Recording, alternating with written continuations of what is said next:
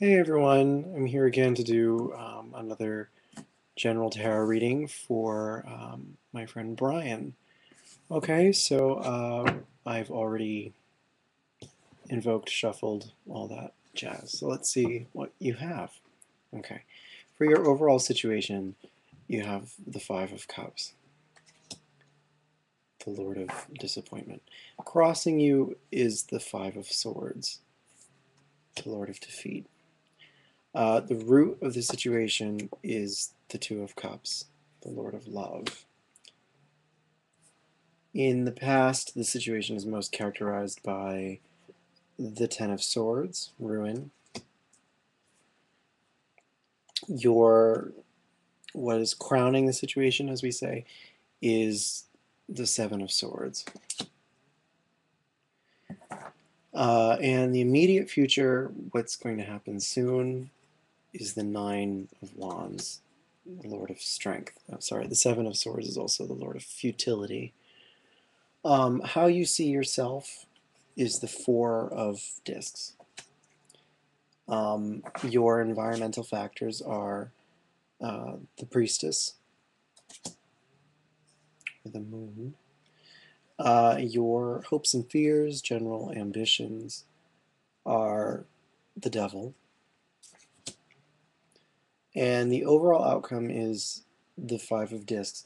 And now, lately, I've also been drawing. So my desk is too small for this. Um, sorry. Just trying to make a little more room here. Oh, sorry. It's gonna drive me nuts though if I can't actually lay them out. Okay. Five of Discs, and I've been lately drawing two additional cards to sort of tell us a bit more. And you've also got Death and the Four of Cups, the Lord of Luxury. Okay, Brian. So, okay. You have many difficult cards. This is not an easy moment in your life. Um, I think that's fairly obvious. I think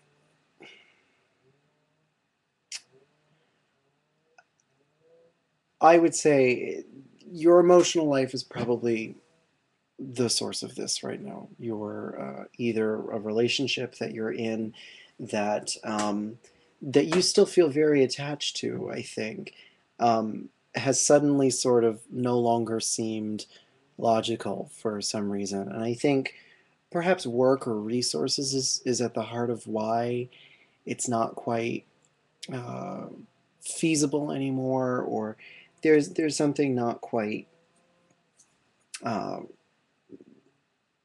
working anymore. Excuse me, because I think that you see yourself as having kind of a strong base. Either you're very comfortable in your job or what you do, and I think that maybe this relationship you have or something is no longer quite working with that. I don't know if they're per se trying to get you to move or like change your situation for them. But there's some sort of feel that, maybe they don't really appreciate what it is you do, or they're not understanding in some way. They are trying, well, I think they are sort of trying to get you to change in some way, to alter your habits or whatever it is, your what it is that makes you feel strong.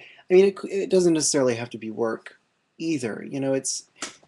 It's something that you sort of depend on for security, and it can be material, or it can.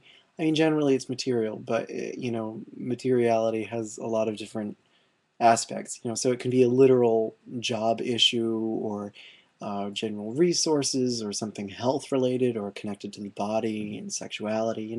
So it's physicality can be really multifaceted here. So there's something that you feel really secure about, something that you sort of depend on for security that makes you feel really kind of fortified, that is perhaps making your significant other not so happy.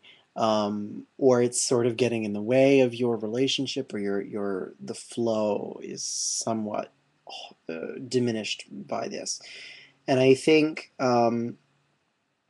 it seems like, with the Ten of Swords in the past, it's probably something that you've hashed out with them a lot, or you've thought about it a lot.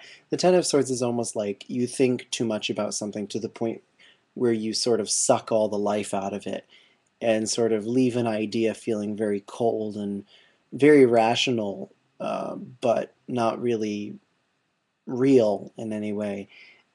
There's sort of an abstraction to the point of absurdity in the Ten of Swords. And so,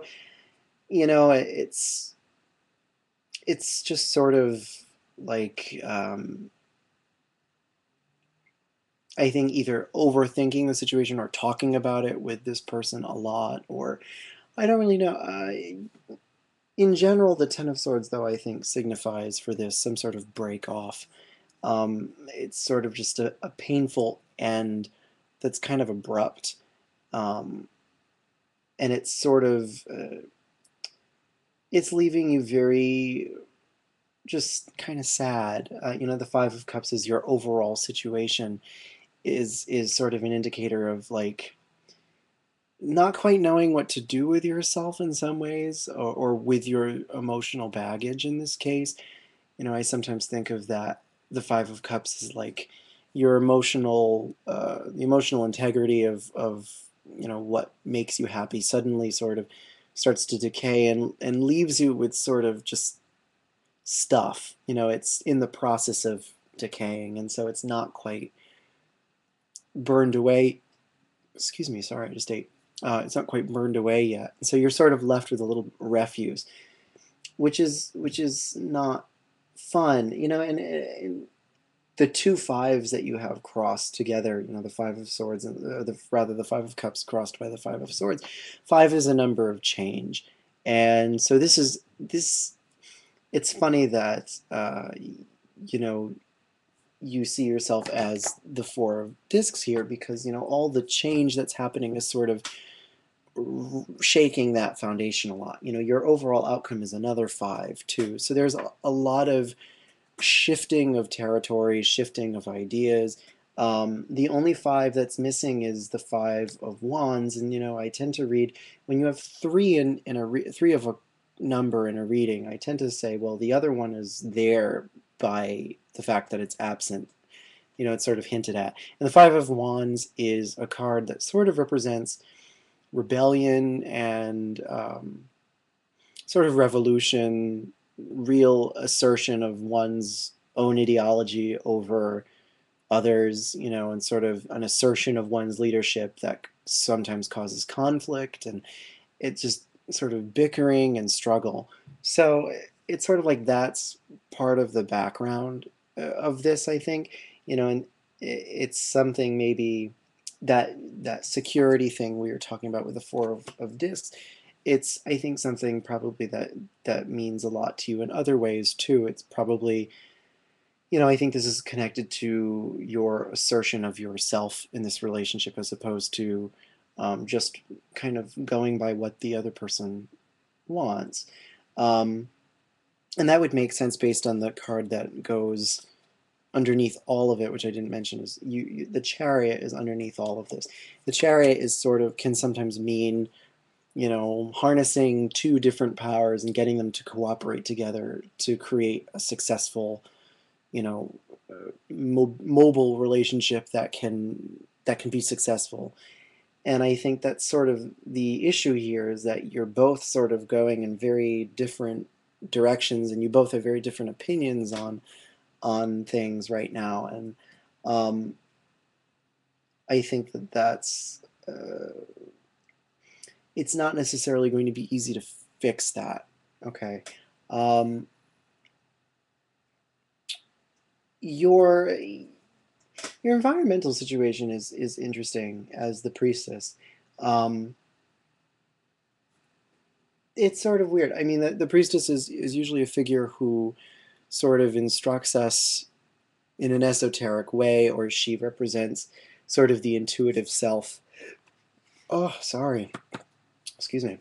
Um, and so I think in general, the priestess can represent that, demonstrate that things around you seem to be sort of just generally changing. And I know that's a very vague, ambiguous thing to say, but it's sort of the priestess is also, a water card, and so maybe it's an emotional thing, and um, maybe as far as your emotional life in general, like it seems to be going back and forth, and I think in general there's a sort of indecisiveness about where you are right now emotionally. It's sort of again, I think it gets back to that sort of baggage, that leftover stuff that we don't really know what to deal with. Um, and I think it's difficult to tell what's true or not. The other thing about the priestess is, maybe she can sometimes represent things that are hidden and concealed, and sort of the truth behind what you see. And I think, maybe that's also an issue here, is that in general there are things maybe that you're hiding from each other, or that you're not quite open with each other. There's uh, maybe some kind of veil between your communication. Um,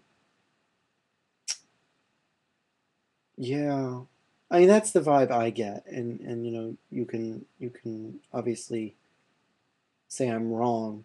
Um, yeah, okay. So I'm just going through and sort of looking at what else I haven't covered. Your higher self is described by the Seven of Swords, and this card sort of tells you um, what you sort of know to be true, what you know the best you can get out of this is. And okay, I'm at 12 minutes. Um, and the Seven of Swords being the Lord of Futility, it's sort of like, you can't really get very far with this. I think it goes back to the fact that you've probably hashed this out a lot before, and I think you do know very much where you stand on the issue of this thing that makes you feel really secure. Like, you have a very strong opinion on it, and you're going to assert that. But at the same time, you're very attached to this other person's opinion. And so you want to respect them, but also respect yourself. And I think the issue you have to deal with is, do you want to let this person sort of betray you by not letting you be who you are, or whatever, however you want to phrase it, or do what it is that makes you feel secure, or do you want to assert yourself and possibly end it for good? And that's a difficult question. I do think, though, that you're not going to get them to change their minds.